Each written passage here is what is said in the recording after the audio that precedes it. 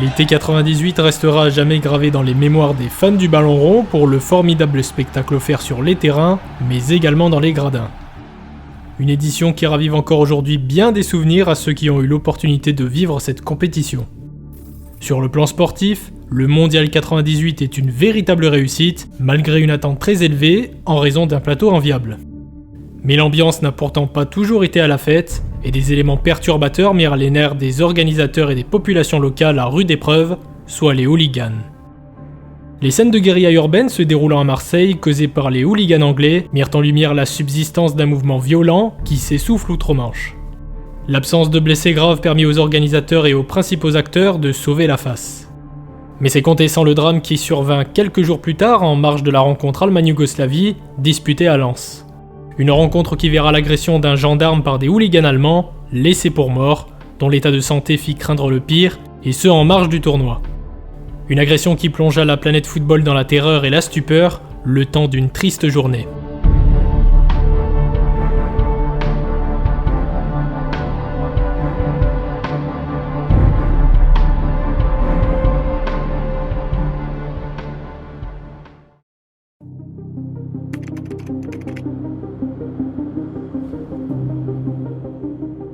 « 21 juin 1998. L'été arrive enfin, mais le Mondial 98, lui, est déjà en marche.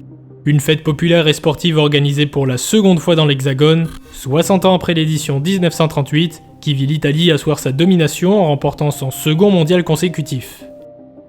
Parmi les 10 villes sélectionnées pour accueillir cette 16e édition de la Coupe du Monde, on retrouve Lens et son Stade Bollaert, qui fêta un mois plus tôt un inattendu titre de champion de France. Ce 21 juin voit alors la Yougoslavie affronter l'Allemagne dans une rencontre opposant les deux favoris du groupe F. Le grand public s'attend à un spectacle sportif opposant deux formations expérimentées, mais en dehors du stade, ce n'est pas le football qui préoccupe les esprits.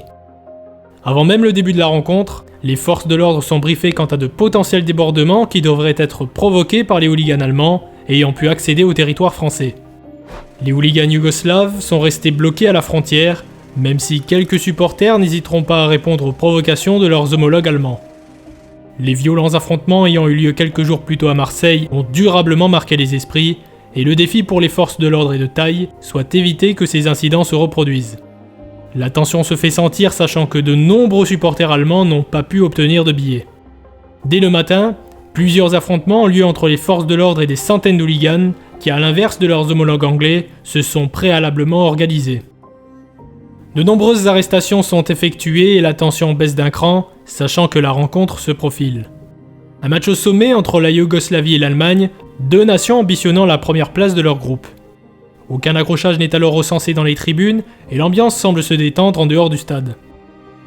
La rencontre est alors de très haut niveau et s'achève sur un score de parité de partout.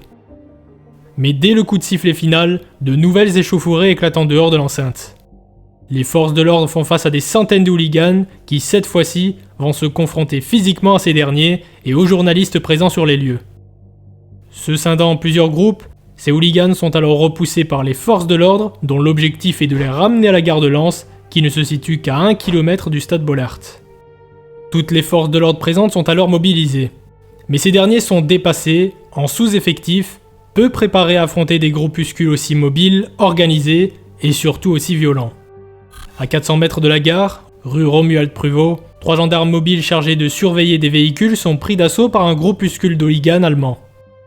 6 à 7 personnes chargent ces gendarmes avec l'aide de planches utilisées comme boucliers et comme armes. 2 gendarmes réussissent à sortir du guet-apens malgré plusieurs coups reçus, mais pas le 3e. Le maréchal des logis-chefs Daniel Nivelle, 43 ans, est alors confronté à une demi-douzaine de hooligans. Roué de coups, atteint à plusieurs reprises à la tête alors que son casque s'est détaché, il est laissé pour mort par ses agresseurs qui parviennent à prendre la fuite, alors que des journalistes arrivaient sur le lieu de l'agression et que des grenades de dispersion venaient d'être tirées. Les forces de l'ordre et les secours parviennent à secourir le gendarme Nivelle, qui sera plongé dans un profond coma. La violence de l'agression et l'état de santé de ce gendarme couplé aux nombreux dégâts matériels plongent Lens dans le chaos et la planète football dans la stupeur. Les hooligans allemands ont frappé fort, et cette journée en enfer se soldera par l'arrestation de 96 personnes, sachant que 16 d'entre elles passeront la nuit au commissariat et que plusieurs d'entre elles seront expulsées du territoire avec effet immédiat. Dans la foulée de cet événement, des vagues de soutien arrivent depuis Outre-Rhin. Des milliers de lettres et de cadeaux sont alors adressés depuis l'Allemagne à la famille Nivelle, tandis que l'opinion publique allemande s'émeut, s'indigne de la situation. La fédération allemande planifie même un potentiel retrait de la Mannschaft du tournoi, mais décide finalement de continuer l'aventure. Le chancelier Helmut Kohl parlera de honte pour la nation, tandis que le président de la République Jacques Chirac condamnera lors d'une allocution télévisée la violence de cette attaque. Le ministre de la Défense Alain Richard ainsi que plusieurs officiers de la gendarmerie feront de même et se porteront aux côtés du gendarme Nivelle, se trouvant entre la vie et la mort à l'hôpital Roger Salengro de Lille. À ne pas oublier non plus le geste marquant du sélectionneur de la Croatie Miroslav Blažević, qui arborera tout au long de la compétition le képi du sous-officier, offert par un équipier de ce dernier, afin de ne pas oublier ce qu'il s'est produit lors de ce 21 juin. La suite du tournoi ne verra aucun incident majeur se produire, les forces de l'ordre travaillant en étroite collaboration avec des homologues dépêchés depuis l'Allemagne et l'Angleterre, sachant que quelques jours après l'agression, ce sont les Anglais qui débarquent dans la cité minière. Les arrestations sont plus nombreuses et la répression bien plus forte, parfois excessive, mais permis d'éviter de nouveaux graves débordements. Finalement, le mondial termine sur une bonne note côté français, avec le sacre historique des Bleus. Les images de débordements à Marseille et à Lens laissent alors place aux scènes de liesse et de joie, et ce aux quatre coins de l'Hexagone. Des images fortes, sachant qu'en parallèle de la compétition, les témoins présents sur place ainsi que les clichés pris par des journalistes arrivant sur les lieux ont permis d'identifier plusieurs agresseurs. 6 d'entre eux sont arrêtés, dont 2 sur le territoire français. Tous sont âgés de 23 à 31 ans, certains ayant des affiliations avec l'idéologie néo-nazie, qui tout au long de la décennie firent des ravages dans les stades allemands, constituant le plus grand fléau qu'ait connu le football allemand durant les années 90. Quant au gendarme Nivelle, il lui faudra attendre 6 semaines avant de sortir du coma. Au prix de longs mois de rééducation, il peut réapprendre à marcher, à effectuer certaines tâches basiques. Mais les séquelles de l'agression sont lourdes. Le sous-officier de la gendarmerie nationale a perdu son autonomie et est à 70% d'incapacité. L'Allemagne souhaite extrader ses 2 ressortissants détenus sur le territoire français pour frapper un grand coup en prononçant une sanction exemplaire, mais l'État français souhaite conserver ses 2 agresseurs en adoptant une attitude similaire à la justice allemande. Malgré les accords bilatéraux d'extradition et l'amitié franco-allemande, la demande issue des dirigeants allemands est refusée. Ce sont donc 2 procès qui ont lieu, le premier à Essen dans la vallée de la Ruhr, le second prenant place à Saint-Omer. À Essen, le procès s'étend du 30 avril au 9 novembre 1999. Les 4 agresseurs, Frank Renger, André Zawacki, Tobias Reifschläger et Christopher Rausch, sont alors poursuivis par les autorités allemandes pour violence en réunion volontaire et aggravée, trouble aggravé à l'ordre public et tentative de meurtre. Un procès très médiatisé qui sera le feuilleton juridique de l'année 99 en Allemagne. Bien que les accusés soient dans un premier temps sur la défensive, 2 facteurs vont grandement influencer le déroulement du procès. Le premier est la participation en tant que plaignant se joignant à la plainte effectuée par les autorités allemandes de Daniel Nivelle et de sa famille. Celui-ci ne pouvant pratiquement pas s'exprimer, il sera accompagné de sa famille qui fera le déplacement jusqu'à Essen lors d'une audience.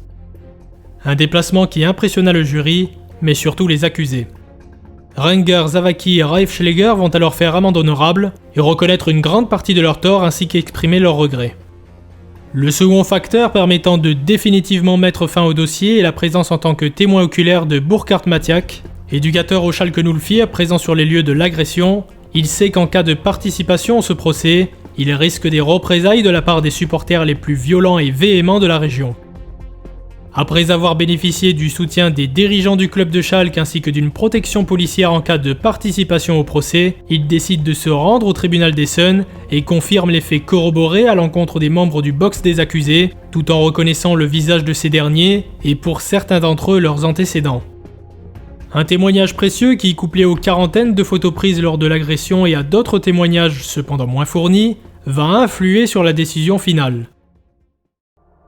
Ce seront 4 peines de prison ferme pour les 4 agresseurs, le plus durement condamné étant André Zawacki pour tentative de meurtre avec 10 ans ferme, en raison de la violence dont il fit preuve et au fait qu'il soit considéré comme l'instigateur de cette agression. Christopher Rausch, seul accusé à nier sa participation quant à l'agression et à n'exprimer aucun remords, sera lui condamné à 3 années et demie de prison. Le pourvoi en appel par certains accusés n'aura aucune incidence sur le jugement rendu par le tribunal de première instance, tandis que la famille Nivelle saluera la décision prise par le tribunal, tout en précisant qu'il leur est impossible de pardonner ses agresseurs. En France, la cour d'assises de Saint-Omer se charge du procès des 2 agresseurs détenus sur le territoire français. Procès s'étendant du 9 au 22 mai 2001 et dont les plaignants sont évidemment les autorités françaises, tandis que les 2 gendarmes mobiles ayant été présents sur les lieux et qui furent partiellement blessés se constituent partie civile. Il s'agit de Jean-Bernard Douvrin et Jean-Michel Zajac, qui se virent octroyer 8 jours d'ITT suite à l'agression et qui reconnaîtront l'un des accusés. Cet accusé, c'est Marcus Vernec, 28 ans au moment des faits, poursuivi pour violence en réunion aggravée et troubles violents à l'ordre public. En l'absence de preuves concrètes, le second accusé, Karl-Heinz Elschner, sera relaxé. Mais Vernec sera lui condamné à 5 années d'emprisonnement ferme, d'une interdiction de stade pour 5 ans, ainsi qu'une interdiction d'entrée sur le territoire français pour une durée de 10 ans. Sachant qu'il est détenu depuis 3 ans à la prison de Los et qu'il bénéficie d'une demande de remise en liberté conditionnelle, sa peine se limite à une seule année ferme. Les décisions judiciaires rendues par les tribunaux d'Essen et de Saint-Omer ont permis de conclure un dossier épineux, très médiatisé et dont le verdict satisfait l'ensemble des parties, sans pour autant répondre à une question complexe. La responsabilité de l'agression du gendarme Nivelle incombe-t-elle exclusivement aux hooligans ?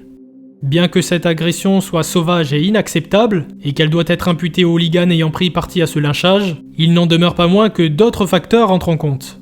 Notamment le fait que quelques jours auparavant, les émeutes s'étant déroulées à Marseille auraient pu laisser présager un renforcement de la sécurité lors des matchs considérés à haut risque. Sachant que l'instabilité politique en Yougoslavie était telle qu'elle déboucherait quelques mois plus tard sur la guerre du Kosovo, et que le hooliganisme en Allemagne avait une ampleur équivalente à ce que l'on pouvait apercevoir à la fin des années 90 en Angleterre, la répression aurait pu être plus sévère et la sécurité renforcée.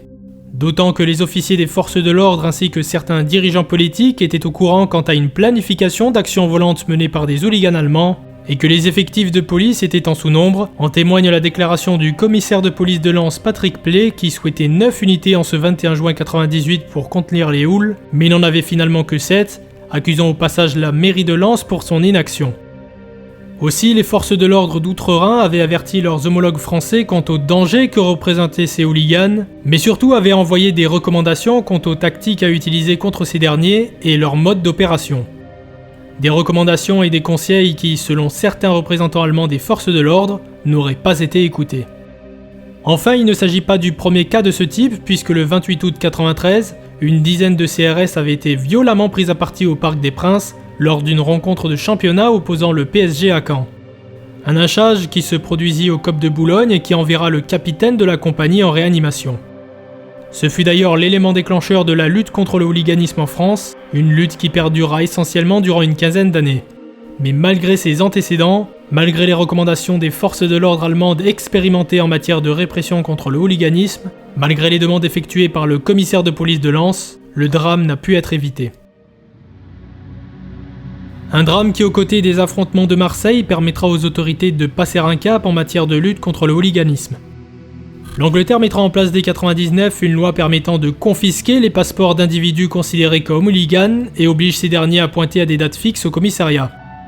Cette même année, plusieurs lois allemandes renforcent la lutte contre un mouvement qui commence alors à s'essouffler. Cela se démontrera lors de l'Euro 2000 disputé en Belgique et aux Pays-Bas, sachant que la confrontation entre l'Allemagne et l'Angleterre fit craindre le pire. Malgré quelques débordements, le violent affrontement prévu n'aura finalement jamais lieu et l'on assistait au déclin du mouvement Hool, Outre-Rhin et Outre-Manche. L'UEFA, la FIFA et la 3F créa en octobre 2000 la Fondation Nivelle, dont le siège se trouve à Zurich dans les locaux de la FIFA et qui effectue un travail de prévention contre le hooliganisme et de secours envers les victimes de ces agressions. Une compétition portant le nom de Coupe Daniel Nivelle est organisée par la DFB et permet à des membres des forces de l'ordre et à des supporters d'évoluer ensemble lors d'un tournoi de football organisé à Leipzig. La DFB invita régulièrement le désormais adjudant Nivelle ainsi que sa famille lors de diverses rencontres internationales de la Mannschaft. Enfin, le 16 octobre 2018 à Paris, en marge d'une rencontre de Ligue des Nations entre la France et l'Allemagne, le ministre des Affaires étrangères Heiko Maas décora en personne l'adjudant Nivelle en le faisant chevalier de l'Ordre de mérite de la République fédérale d'Allemagne, soit l'équivalent de la Légion d'honneur, la plus haute distinction honorifique nationale. Hormis la gendarmerie nationale, les manifestations de soutien de la part des autorités et associations françaises furent bien moins nombreuses, malgré la part de responsabilité de certains dirigeants et officiers quant à la gestion des hooligans durant ce mondial, et notamment en marge de la rencontre Allemagne-Yougoslavie. Une rencontre qui, à l'image de ce mondial 98, ne doit pas faire oublier les tristes œuvres du hooliganisme, ainsi que ses dérives.